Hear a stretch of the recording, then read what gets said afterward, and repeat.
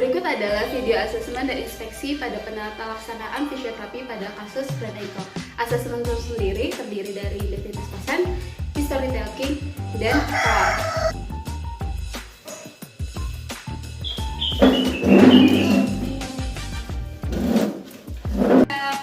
Perkenalkan, saya Mahesa yang akan menjadi fisioterapi. Kamu bisa manggil saya Mahesa atau Kakak Mahesa. Oke?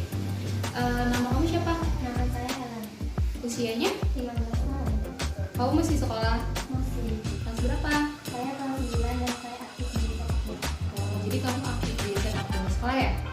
Oke. Jadi keluhannya apa nih? Apa yang kamu rasain? Kaki saya sakit. Jadi kemarin saya bermain sepak bola, saya lari Iya. kaki saya tergelincir. Setelah itu saya merasakan sakit di kaki bagian luar. Tapi saya melanjutkan permainan. Setelah bermain kaki saya masih sakit. Jadi kamu kemarin baru main sepak bola dan kaki kiri kamu tergelincir. Oke. Jadi baru kejadian ini baru kemarin ya? Oke. Jadi kemarin pas lagi main sepak bola kaki kamu gelincirnya ke arah dalam. Iya. Oke. Terus kaki kamu sangat sakit di bagian luar. Iya. Kalau misalnya kaki kamu ditutup di bagian luar sangat sakit. Iya. Kalau gitu kita periksa yuk. Pemeriksaan fisioterapi selanjutnya adalah inspeksi. Inspeksi dibagi menjadi dua, ada dinamis dan ada statis. Yang dinamis sudah kita bisa lihat dari awal pasien datang dengan adanya jalan dengan pola antajluk. Sedangkan yang statis kita bisa lihat dari kakinya. Kaki yang sebelah kiri cenderung ke arah reversi dibandingkan kaki yang sebelah kanan. Dan kaki yang sebelah kiri akan terlihat lebih besar dibandingkan sebelah kanan dikarenakan adanya odem. Ya, saya Nur Aini. Saya akan melanjutkan pemeriksaan dari yang sebelumnya yaitu anamnesa dan inspeksi. Nah, selanjutnya saya akan melanjutkan yaitu palpasi dan antropometri. Nah, palpasi itu sendiri adalah pemeriksaan yang dilakukan fisioterapi untuk melihat letak, nyeri, dan odem atau pembengkakan. Oke, sekarang kita akan meriksa di kaki atau ankle tersebut. Nah, ini di ankle atau kaki itu ada tulang tibia, fibula, malleolus lateral, malleolus medial, dan calcaneus. Nah, dan ada beberapa ligamen di dalamnya yaitu anterior talofibular ligamen dan posterior talofibular ligamen. Biasanya yang terjadi di sprain ankle grade pertama itu adalah adanya penguluran di ligamen anterior talofibular ligamen.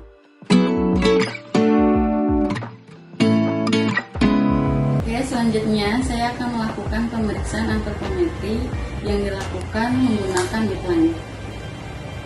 Nah, pengukuran ini dilakukan dari malleolus medial ke malleolus lateral untuk mengecek seberapa besarnya pembengkakan yang terjadi.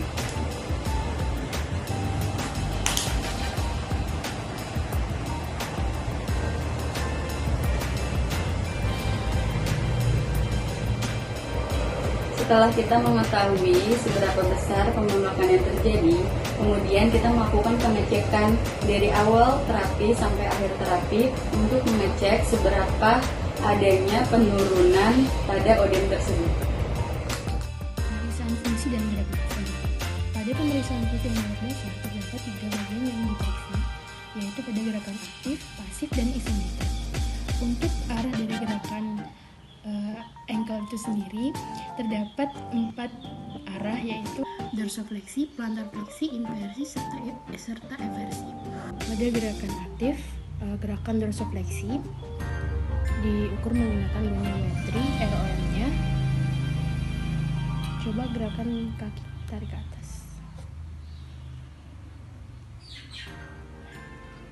Pada pasien ini terdapat keterbatasan pada dorsofleksi, didapatkan hasil 10 derajat, serta apakah terdapat nyeri? Iya. Terdapat nyeri pada gerakan dorsofleksi. Dan pada gerakan plantar fleksi, coba dorong kakinya ke bawah. Terdapat keterbatasan ROM dengan hasil yang didapat, hasil pengukuran yang didapat adalah 25 derajat, serta apakah terdapat nyeri di area sini? Iya. Gerakan eversi. Coba tarik kakinya keluar. Pada gerakan eversi juga terdapat keterbatasan pada ROM serta terdapat nyeri.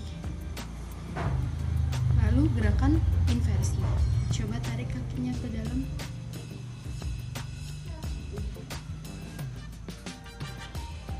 Pada gerakan inversi, nyeri akan bertambah serta ROM juga terbatas. Pada sprain ankle grade 1 ini, pada kasus ini yang terulur adalah ATFL. ATFL sendiri ketika diperiksa gerakan dorsofleksi, plantar fleksi, serta eversi terdapat nyeri, dan nyeri akan semakin bertambah hebat ketika gerakan inversi. Gerak isometrik, lawan tangan saya.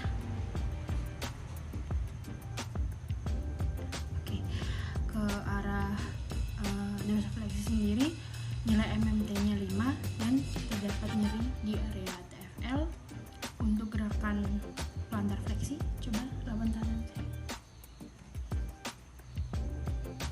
Oke, untuk gerakan plantar fleksi juga terdapat nilai MMT 5 dan juga terdapat nyeri di area ATFL. Untuk gerakan adalah ankle rolls. Di sini apabila terdapat 4 langkah lebih, didapatkan hasil negatif fraktur pada ankle. Selanjutnya ada alat untuk mengecek CFL. Apakah nyeri? Tidak. Nyeri? Tidak. Didapatkan hasil negatif pada sprain CFL.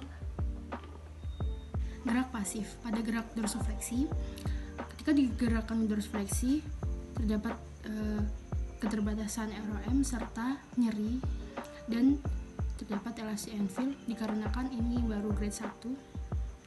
Serta gerakan plantar fleksi juga terdapat keterbatasan ROM, anvil elastic anvil, serta terdapat nyeri di area ATFL. Ketika gerakan eversi juga terdapat keterbatasan ROM, serta pasien juga mengeluhkan nyeri dan anvil elastic anvil. Ketika gerakan inversi, nyeri akan bertambah hebat serta juga terdapat keterbatasan ROM dan elastic anvil. Keterbatasan ROM di 4 arah gerakan ini disebabkan karena masih adanya bengkak di area. Selanjutnya gerakan eversi, gerakan tahanan. Nilai MMT-nya 5 serta juga terdapat nyeri di area. Nilai MMT-nya 5 serta juga terdapat nyeri di area ATFL. Lalu gerakan inversi. Oke.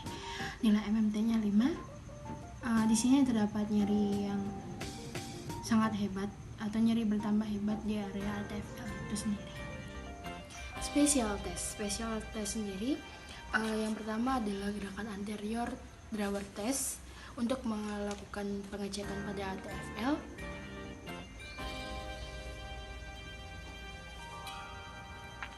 Apakah terdapat nyeri? Iya. Lalu selanjutnya adalah posterior drawer test untuk mengecek PTFL.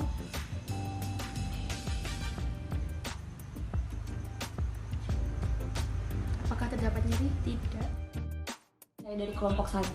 Di sini saya akan membahas tentang outcome measure yang kelompok kami gunakan untuk kasus sprain ankle pada atlet. Nah, outcome measure yang kami gunakan ada 2. Yang pertama itu ada single leg balance test dan foot and ankle ability measurement.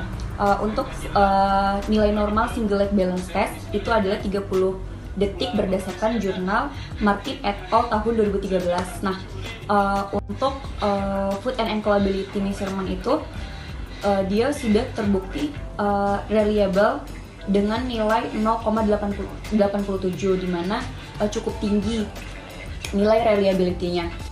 Nah, nilai reliability-nya sudah terbukti sangat tinggi yaitu 0,87 itu untuk subskala sport. Nah, jadi untuk foot and ankle ability measurement itu ada subskala sport. Nah, di subskala sport itu ada 8 poin yang harus dilakukan, yaitu 1 berlari, 2 melompat, 3 menapak, 4 memulai dan berhenti dengan cepat. Lalu ada yang kelima pergerakan menyelam, yang keenam aktivitas dengan efek rendah, Lalu yang ketujuh, kemampuan untuk menunjukkan aktivitas dengan teknik normal. Dan yang kedelapan, kemampuan untuk mengikuti olahraga yang disukai. Jadi nanti selanjutnya akan ada video di mana saya mencontohkan gerakan yang dapat dilakukan, yaitu seperti berlari, merompat, menapak, memulai dan berhenti dengan cepat, dan pergerakan menyilang. Tetapi untuk poin ke-6, ke-7, ke-8 bisa kita tanyakan kepada pasien itu sendiri. Nah, untuk skornya itu ada 0 sampai 4, nanti akan saya jelaskan lagi di next video.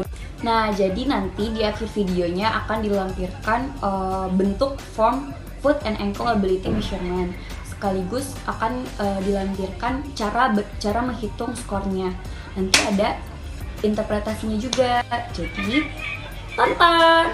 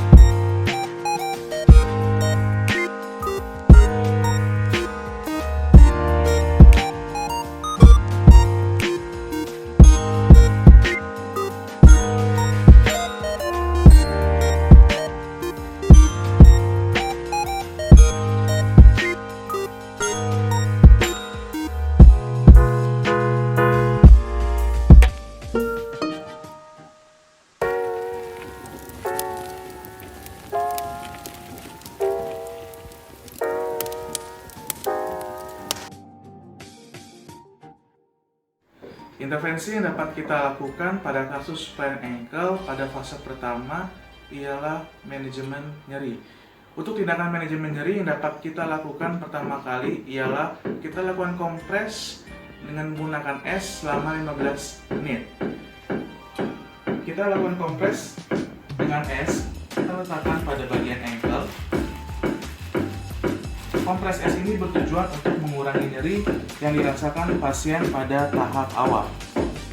Kita kompres dengan menggunakan es selama 15 menit. Setelah kompres es kita lakukan selama 15 menit, tahap selanjutnya yang dapat kita lakukan ialah kita dapat memberikan TENS untuk ankle yang mengalami cedera. Dengan dosis frekuensi yang digunakan untuk TENS adalah 120 Hz dengan tipe continuous dan waktu 30 menit. Kita lakukan pada ankle yang mengalami cedera.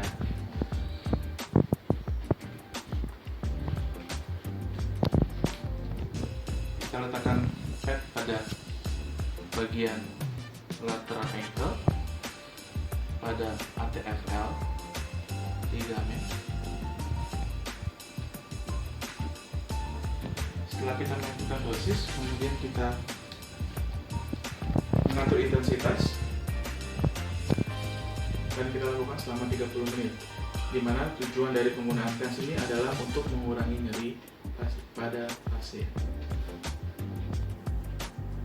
Setelah kita memberikan es selama 15 menit dan TENS selama 30 menit untuk mengurangi nyeri, maka permasalahan berikutnya yang kita tangani adalah kita mengurangi ödem pada ankle. Untuk mengurangi ödem pada ankle, kita dapat memberikan ankle pumping exercise, di mana dosis yang kita berikan untuk ankle pumping exercise ialah kita ambil dari Journal of Physical Therapy yang berjudul Ankle Position Exercise Interval Effect of the Blood Flow Velocity in the Common Femoral Vein during Ankle Pumping Exercise yang dilakukan oleh Kauritoya et al. Jurnal ini meneliti tentang dosis penggunaan ankle pumping exercise yang tepat, di mana ada beberapa hal yang harus diperhatikan dalam memberikan ankle pumping exercise, diantaranya posisi pasien, kemudian waktu rest ketika melakukan exercise, dan posisi derajat ankle itu sendiri. Berdasarkan jurnal ini mengatakan bahwa posisi yang terbaik ialah posisi ankle diletakkan 18 derajat, jadi tidak dalam posisi 0 derajat, tapi ankle diposisikan dalam posisi 18 derajat. Kemudian posisi pasien dalam posisi terlentang atau dalam posisi supinasi. Kemudian dilakukan gerakan ankle pumping exercise, di mana dalam melakukan ankle pumping exercise ini di setiap interval restnya dilakukan selama 4 detik. Silakan dilakukan, Pak.